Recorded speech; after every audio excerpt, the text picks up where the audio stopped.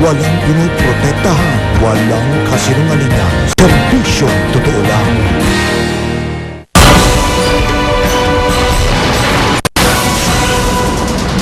Simbolo ng pag-asa at pagbabago. Pamahalaang nangako ng isang tapat at malinis na gobyerno. Ang bagong upong administrasyon ni Pangulong Benigno Noynoy Aquino.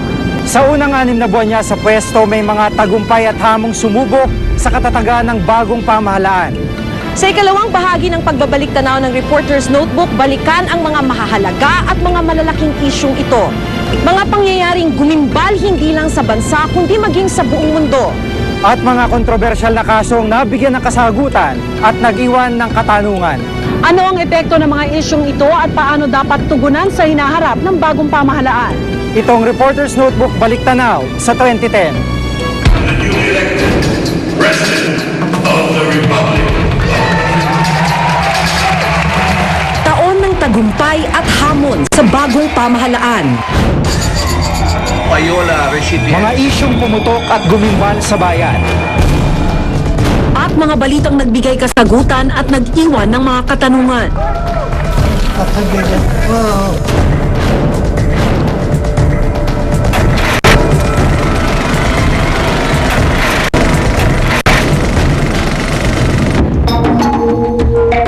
Makasaysayan ng taong 2010 dahil sa kauna-unahang automated elections. Pero simula pa lang, marami nang bumatikos rito. Sa umpisa pa lang kasi atrasado na ang Commission on Elections o COMELEC sa itinakda nilang panahon ng pagpapatupad nito. Sa mismong araw ng eleksyon, may mga naitalaring aberya sa automation.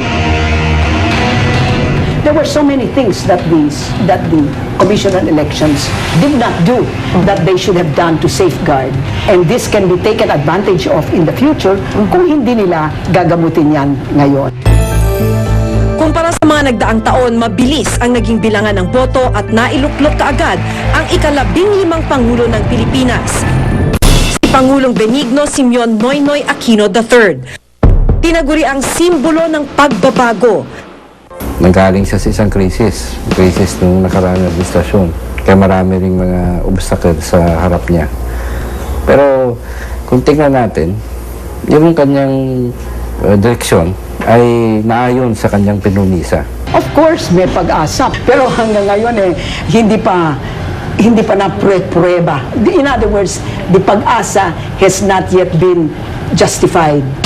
Sa loob ng halos 6 na buwang panunungkulan ni Pinoy, puna ng ilan tila isang student government ang nagpapatakbo sa bansa dahil na rin sa anilay sunod-sunod na sablay. Kapaka pa yung mga ating administrasyon. Kaya lang, medyo mahaba na itong learning curve na ito medyo na i-impatient na ako. By 2011, we should have a new 5-year medium-term Philippine Development Plan.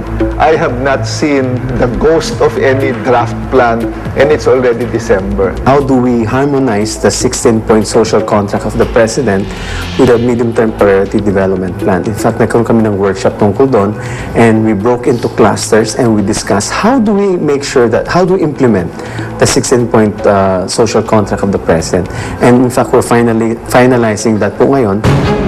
Kasabay ng pagkakaluklok niya sa pagkapangulo, ang pagbaba naman sa pwesto ng ngayon Congresswoman na si Gloria Macapagal Arroyo.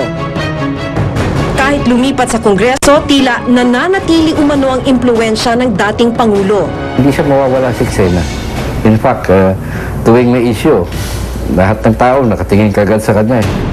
Nakamatsyag din daw ang mga kaalyado ng dating Pangulo sa bawat galaw ng kasalukuyang administrasyon.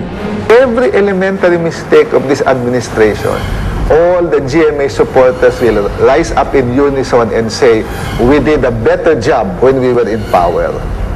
And if that becomes a little too often, then you can see GMA emerging as a more potent force.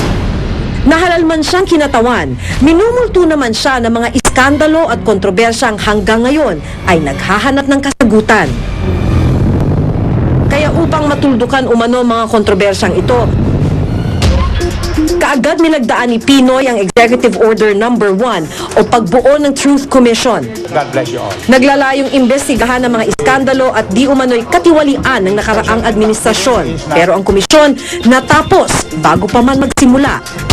Idineklarang unconstitutional ng Korte Suprema ang pagbubuo ng Truth Commission dahil nalabag raw nito ang Equal Protection Clause ng ating konstitusyon. Nasa tamang direksyon ang Truth Commission. At malaki sana natulog niya kasi ang pinag-uusapan dito yung ano ba talaga nangyari. Kasi nung panahon ng GMA administration, yung mismong facts ang may problema noon. It's not just para bang ikaw ang pag-iinitan ko ngayon. Hindi naman pwede yun. Pero hindi raw dapat manatili ang bagong administrasyon sa pagtuturo sa nakaraan. Bagkus ay pagtuunan din ang kasalukuyan at kinabukasan. Much easier to just point the dirty finger at the previous administration and blame everything on GMA. But there comes a point of accounting where even the public will not believe anymore if you keep on pointing to the past to show that you are okay. There comes a point where people will expect results.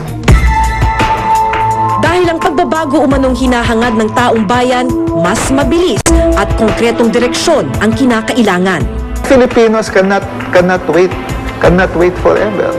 So kailangan ilatag na eh. Kailangan magkaroon ng sense of urgency. Hindi pwede yung pira-piraso at saka patsi-patsi ng mga programa na nilalatag sa bayan. Kailangan magkaroon ng malinaw na direksyon.